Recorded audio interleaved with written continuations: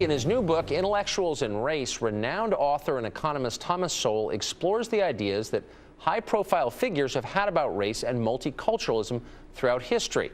And in this new book, Sowell breaks new ground on a variety of racial issues and examines why race relations in America today are the way they are. Joining us now to talk much more about his book, his author and economist, and frankly, hero to many, Thomas Sowell. Mr. Sowell, thanks a lot for joining us.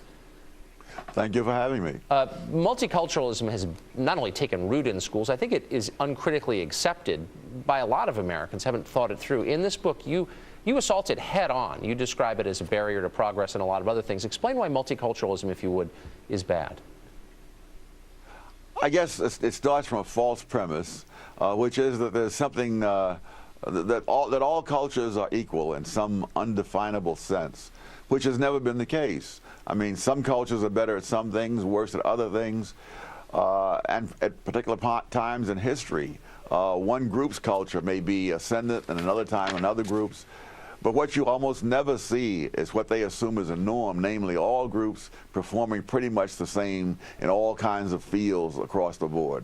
That you can go through centuries of history without finding a single example of that. You say that assumption, in fact, holds different groups down. You write, quote, multiculturalism, like the caste system, paints people into the corner where they happen to have been born, but at least the caste system doesn't claim to benefit those at the bottom. Absolutely. So when the multiculturalists say, for example, that the schools should not try to make black students speak standard English, the difference between speaking standard English and not speaking standard English can be huge in terms of your job, your careers, and all sorts of other things. So tell me how it's changed. You've had a remarkable academic career. You've written 35 books. You've taught at the most prestigious universities in the world. I don't think you grew up in a family where that was going to be expected. I don't think your dad was a college professor. How was your education different from the education kids are receiving now? It was better. That's the straight answer. I went to school in Harlem, but even if you went to school in Harlem in the 1940s and you were in one of the better classes, because they did have ability grouping throughout the system, you got a very good education that would enable you to go anywhere. Some years ago, someone at Forbes said that it was remarkable that I come out of the Harlem schools and went on to these universities.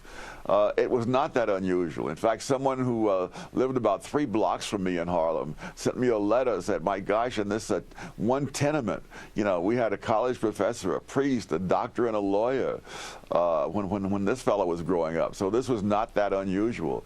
Now, those avenues upward are simply not there.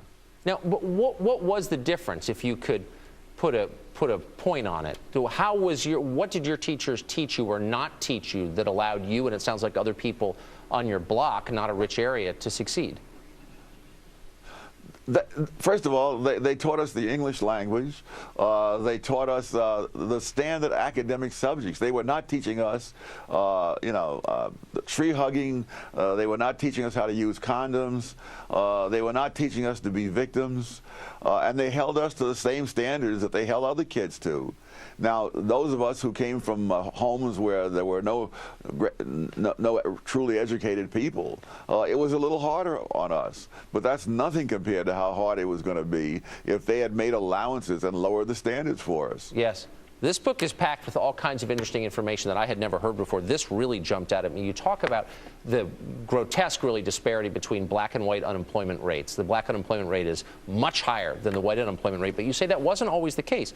You say black labor force participations were higher than that of whites up until about 1930.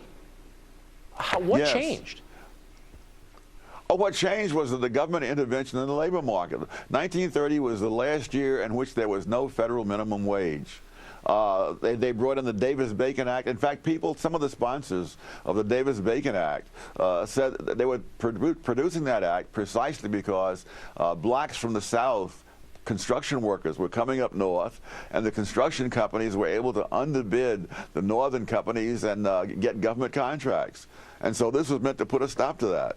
Amazing. So just to be totally clear, up until 1930, under the Roosevelt administration, of course, that would have been the Hoover administration, but up until that point, there were lower unemployment rates in black neighborhoods than white neighborhoods. And that has been the result, do you think, of lack of government intervention? Not always, but in 1930 that was certainly the case, and that was not the first time that it was the case. The huge gap that you see today, that all has occurred under minimum wage laws.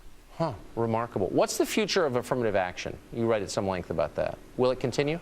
Oh, good.